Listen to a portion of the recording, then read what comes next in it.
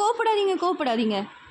என்னடா கோவப்படாதீங்கன்னு சொல்கிறேன்னு பார்க்குறீங்களா? ஆமாங்க, கோவக்காய் சாப்பிட்டா கோவம் வராது. என்னடா இது ஆப்போசிட்டாக இருக்கேன்னு நினைக்காதீங்க. இந்த மாதிரி கோவக்காய் சாப்பிட்டா கண்டிப்பாக உங்கள் கோவமெல்லாம் போயிடும். வெஜிடேரியனே சாப்பிட மாட்டேங்க, வெஜ்ஜுனாலே எனக்கு பிடிக்காது அப்படின்னு சொல்கிறீங்களா? இந்த மாதிரி ஒரு தடவை ட்ரை பண்ணி சாப்பிட்டு பாருங்கள், கண்டிப்பாக உங்களுக்கு பிடிக்குங்க. பில்டப் கொஞ்சம் அதிகமாக தான் இருக்குல்ல. சரி வாங்க எப்படி செய்யுதுன்னு பார்ப்போம்.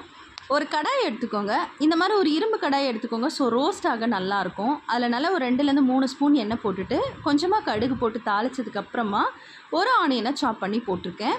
அண்ட் கோவக்காய் வந்து நீல வாகில் கட் பண்ணிக்கோங்க, அப்போ தான் நல்லாயிருக்கும். ஸோ வந்து இதை போட்டு நல்லா ஒரு 2 பெரட்டிக்கோங்க. இதுக்கப்புறம் ஆக்சுவலி இந்த எண்ணெயிலேயே வந்து இது பாயில் ஆகும்.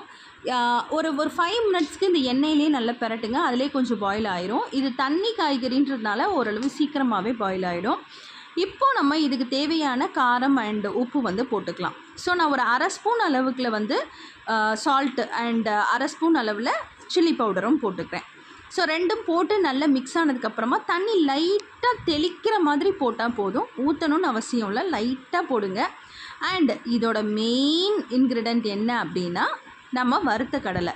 ஸோ நான் எண்ணெயில் இன்றைக்கி வறுத்துருக்கேன். டேஸ்ட் ரொம்பவே நல்லாயிருக்கும். நார்மலாக வறுக்கிறத விட நல்லா வறுத்து பொடி பண்ணி மேலே அப்படியே மலைச்சாரல் மாதிரி தூவுனீங்க அப்படின்னா ஆஹா சொல்லவா வேணும். இதை சாப்பிட்டுட்டு உண்மையிலே சொல்கிறேங்க, நான் இந்த வெஜிடபிள் மட்டுமே சாப்பிட்டு என்னோடய டின்னரை முடிச்சிட்டேன். அவ்வளோ டேஸ்ட்டாக இருந்தது. நீங்கள் டயட்டில் இருக்கிறீங்க அப்படின்னா கவலையே படாதீங்க, இந்த மாதிரி தண்ணி காய்கறிகள் வாங்குங்க. கோவக்காயில் அவ்வளோ மெடிசினல் வேல்யூ இருக்குங்க. நிச்சயமாக இந்த மாதிரியான காய்கறியை எடுக்கிறப்ப நமக்கு நிறைய பெனிஃபிட்ஸ் கிடைக்கும்.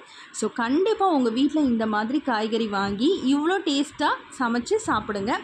அண்ட் ரொம்ப யோசிக்கவே வேண்டாம், நமக்கு இந்த கைக்குத்து அளவில் நம்ம ஒரு நாளைக்கு பீனட்ஸ் எடுக்கிறது உடம்புக்கு ரொம்பவே நல்லது. ஸோ அந்த பீனட்டை இதில் பவுடர் பண்ணி போட்டோன்னா காய் சாப்பிட்ட மாதிரியும் ஆச்சு, பீனட் சாப்பிட்ட மாதிரியும் ஆச்சு. ஸோ கண்டிப்பாக டயட் இருக்கவங்க கூட இந்த மாதிரி சாப்பிடலாம். வீட்டில் ட்ரை பண்ணிவிட்டு எனக்கு கமெண்ட் பண்ணுங்கள்.